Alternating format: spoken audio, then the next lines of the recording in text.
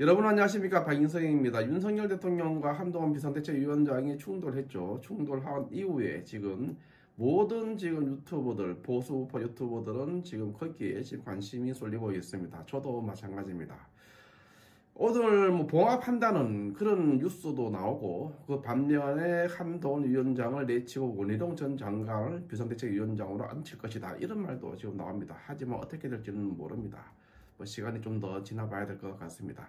자, 이와 관련해서 오늘 한동훈 위원장이 아침에 출근해서 했던 말들, 이런 것들을 제가 종합해 봤습니다. 같이 한번 보시겠습니다.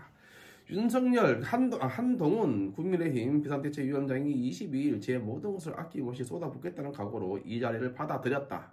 그러니까 비상대책위원장 자리를 자기가 수락했다라는 것을 말하고 있는 것입니다. 그러면서 대통령실 사퇴 요구에, 이 발언 자체는 사퇴 요구에 대해서 정면으로 이제 받아치는 거죠. 그러니까 자기의 모든 것을 아낌없이 쏟아붓겠다는 각오로 들어섰는데, 사퇴하라고 해서 내가 사퇴할 사람이냐? 나는 그렇게 못하겠다, 이렇게 지금 맞서고 있는 것입니다.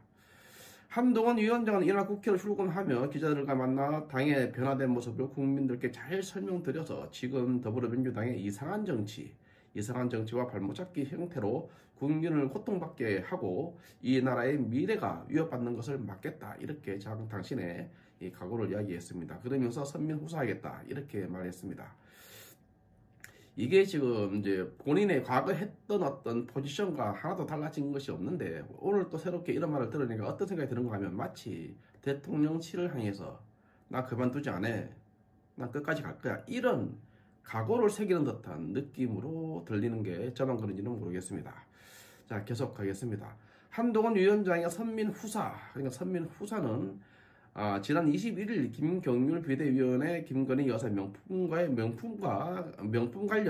수수한 것과 관련해서 사과를 언급한 것에 대해서 한동훈 위원장은 국민 눈높이에서 생각할 문제라고 한 것하고 저는 맥락이 같다고 봅니다. 이게 무슨 말인가 하면, 선민후사라고 이야기할 때 선민은 백성을 앞세운다, 국민을 앞세운다, 국민을 먼저 생각한다는 의미가 될 것이고, 후사는 개인의 이익, 사적 이익은 그 이후로 미루겠다, 이런 의미가 되지 않습니까? 같은 의미입니다. 국민 눈높이에서 생각할 문제라고 했을 때, 김건희 여사 명품에 대해서, 명품 수수권에 대해서 국민의 눈높이에서 생각할 문제라고 했을 때, 여기서 또 국민의 눈높이가 나오지 않습니까? 이것은 말은 뭐냐 하면 선민에 해당하는 것이죠.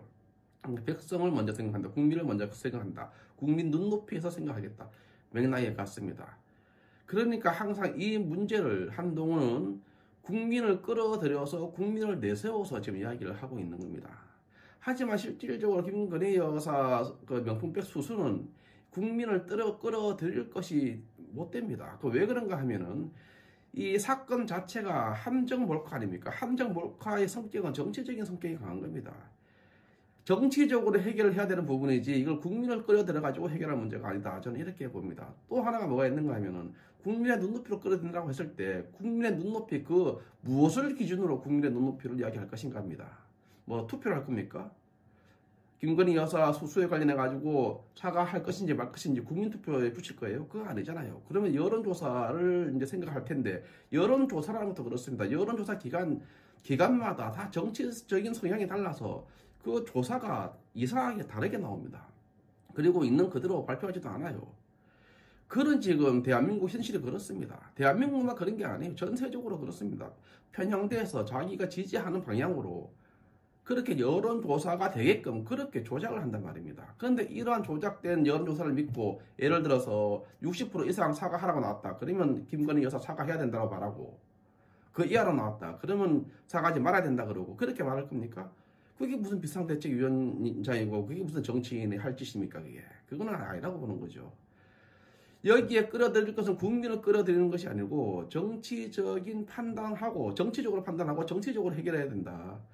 몰카 자체가 정치적인 이익을 위해서, 정치적인 목적을 위해서 몰카 함정을 판 것이기 때문에 이것은 정치적으로 해결해야 된다, 저는 이렇게 봅니다. 정치적인 해결 방식이 국민한테 어떤 여론몰이를 할 수도 있을 테고, 아니면 한동훈 위원장이 잘하는 법적으로 그렇게 처리할 수도 있겠죠. 하지만 법적으로 처리하면 또 시간이 많이 걸리지 않습니까? 총선이 지나고서야 뭔가가 드러날 거 아닙니까? 그러면 이미 총선은 끝나버린 겁니다. 불리한 상황에서 투표를 하게 될 것이고, 선거가 우리는 불리한 상황에서 진행이 될 수밖에 없어요. 그렇기 때문에 정치적으로 해결해야 된다는 것입니다. 이건 국민을 끌어들일 문제가 아니다. 저는 그렇게 생각을 합니다. 자, 그 다음에 또 계속 보겠습니다. 그러니까 이렇게 말했는 것, 선민 후사를 말하고 국민 눈높이를 말한 것, 이것은 대통령실과 충돌 이후에도 그 입장이 바뀌지 않았다는 것을 반증하는 것이다. 저는 그렇게 봅니다. 자, 그리고 또 계속 보면은 이제 이렇게 또 이야기를 했어요.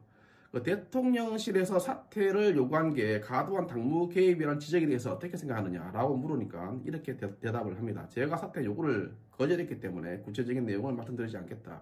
그러니까 단호합니다.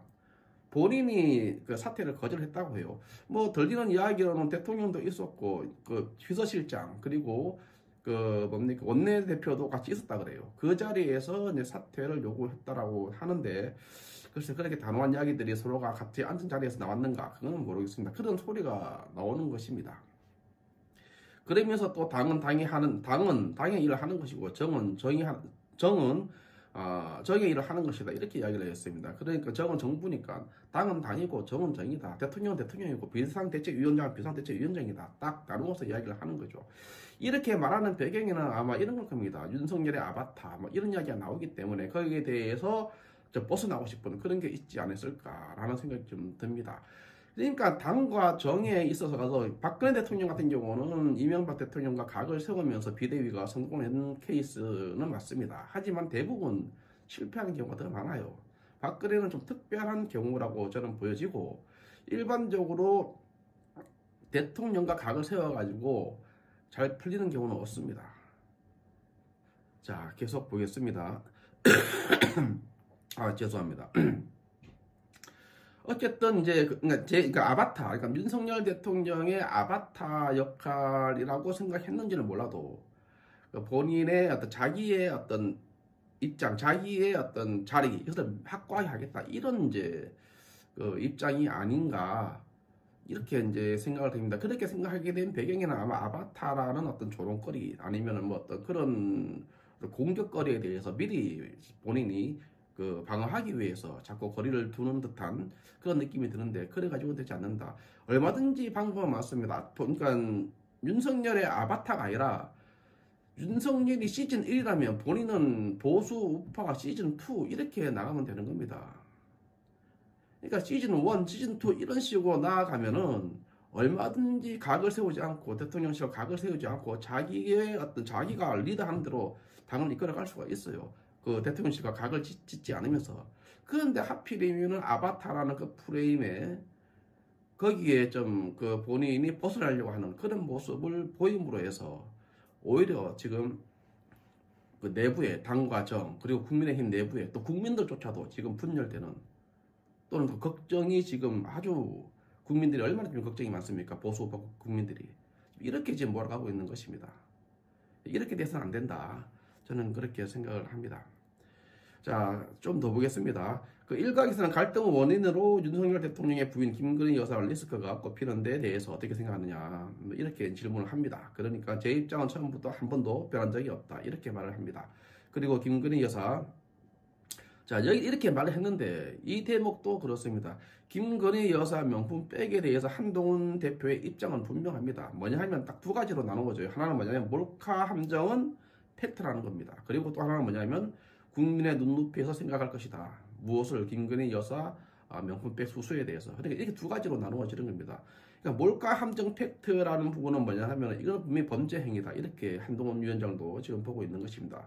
이미 이건 고발이 돼 있죠. 서울의 소리하고 그 서울의 소리 그 백은종 대표하고 그 다음에 그 최재형 목사, 다음에 이대기인가요?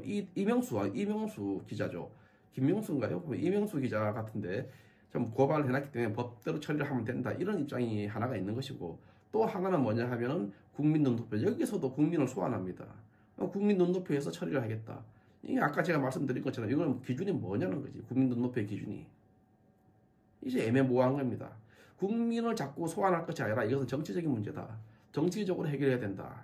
제가 그래서 자꾸 제가 정치적으로 문제 해결을 해야 된다 이렇게 말씀을 드리는 겁니다. 자, 그 다음에 이제 이런 말들은 이제 그거예요. 그러니까 총선, 그러니까 이렇게도 말했습니다. 임기는 총선 이후까지로 알고 있다. 그러니까 총 이제 임기까지라고 이야기를 하니까 임기는 총선 이후까지로 알고 있다라고 하면서 퇴진 요구에 대해서 완전히 그냥 일축을 해버린 것이죠. 이렇게 지금 마치 감정적으로 대응하는 듯한 이런 느낌을 지울 수가 없습니다. 지금 그러할 상황이 아닌데 얼마나 한동훈 위원장에 대해서 우리 우파 애국 시민들이 환호하고 응원했습니까? 그 바람을 일으켰잖아요. 광주에 가서도 바람을 일으키고, 예?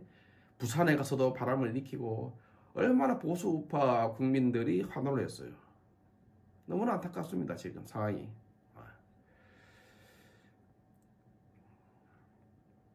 참 그렇습니다.